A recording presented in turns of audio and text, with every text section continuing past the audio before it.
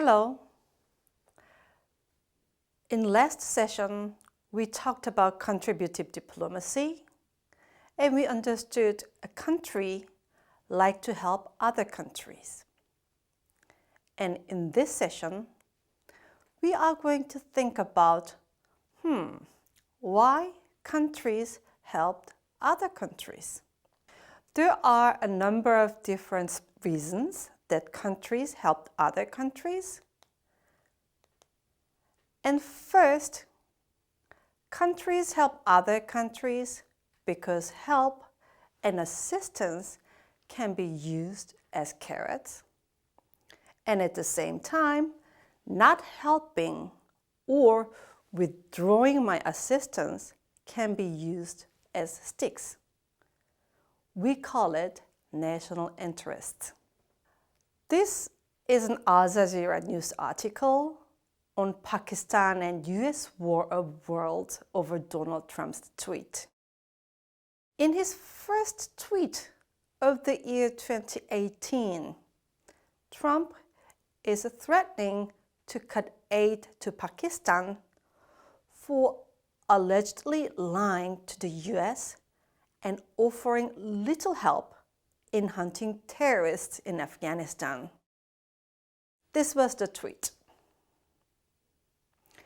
The United States has foolishly given Pakistan more than $33 billion in aid over the last 15 years.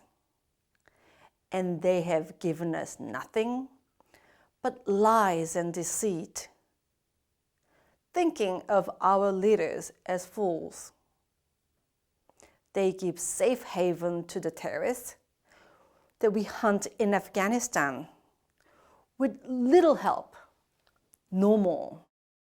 As you can see very clearly in these tweets, Trump threats Pakistan to withdraw its aid. In this case, the US is using assistance as sticks. But not all the aid are used as a threat or gift.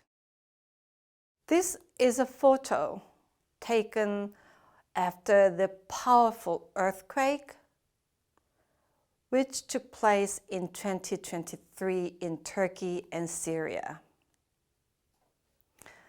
The earthquake devastated vast area in the two countries, and more than 15 million people were impacted by the disaster, leaving 55,000 dead and nearly 130,000 injured. Millions have been displaced from their homes, struggling to rebuild their lives. The international society responded very quickly. Right after the disaster, the United Nations has released $50 million from its Central Emergency Response Fund, which was very helpful to jumpstart the recovery. And Korea also joined this quick response. Just a day after the disaster, 118 members of rescue team was dispatched to the spot. The team included medical doctors, emergency medical technicians, and special forces trained to deal with the disaster of this scale. In fact, this mission was the largest single rescue mission ever put together by Korea. This sort of international response to help others in a desperate need is called humanitarian aid. Oftentimes, we see humanitarian aid is given with no consideration of national interest, with no purpose of using it as carrots or sticks. The third view focuses on the role of aid in shaping the global structure.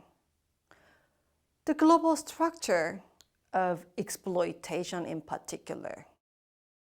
Thinkers who share this view believes the more aid you get, the more dependent the country will be, because aid is used to exploit the aid-receiving countries. Here, I brought a famous classical book which shares this view. The book titled How Europe Underdeveloped Africa, done by Walter Rodney. I like to share a particular quote that really reflects this view very clearly. This is on page 13. Imperialism itself is a phase of capitalist development in which Western European capitalist countries, such as the USA and Japan, established political, economic, military, and cultural hegemony over other parts of the world, which were initially at a lower level and therefore could not resist domination. Imperialism was in fact the extended capitalist system, which for many years embraced the whole world, one part being the exploiters and the other exploited. One part being dominated and the other acting as overlords, one part making policy and the other being dependent. As you can catch from these quotes, structuralist sees aid as a tool that solidifies the system of imperialist structure of use and being used. Let me introduce the final view that understands foreign aid or contribution to other countries. Here in this photo, you can see a woman carrying a bag of, I guess, wheat or some food stock. And there's US aid sign on the bag. And this is photo, and obviously you can see this aid is sent by the Australian government. And here you can see the kind help from the Chinese government.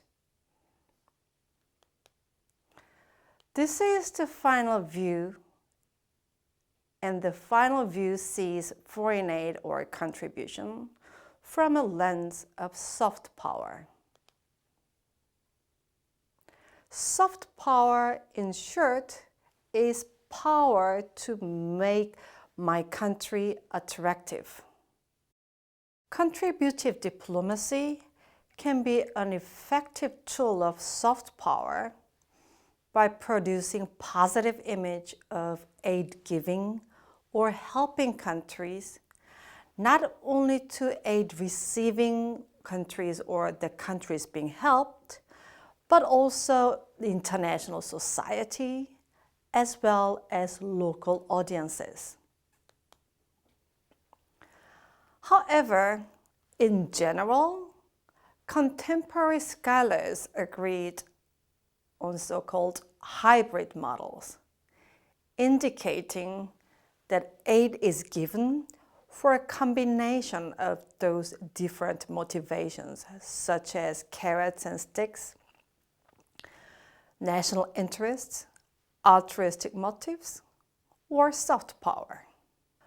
Although most donors give aid for self-interested motives, whether it is geopolitically driven or commercially driven, a degree of altruistic selectivity can be traced, such as recipient needs and merits. However, it does not necessarily mean that those motivations are evenly balanced. The norm among contemporary thinkers is that there is no universal rule or system that explains aid-giving behaviors of all donors. Even an individual donor has different reasons for aid giving under different circumstances. Yet, overall, contributive diplomacy could be helpful for the contributing countries. First, aid giving or contributive country can expect political and diplomatic benefits, as well as commercial benefits such as market expansion.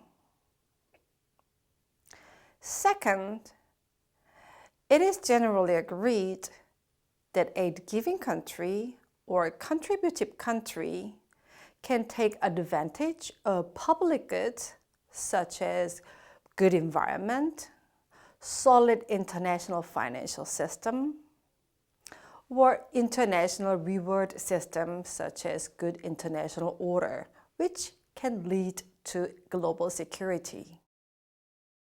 Thirdly, and I think most importantly, aid-giving or contributive country can play a role in alleviation of poverty, realization of democratization, or protecting human rights.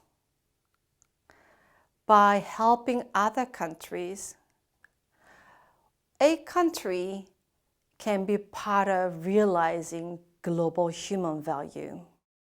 Finally, I like to emphasize that the practicing and exercising global value does not benefit audiences or people outside only.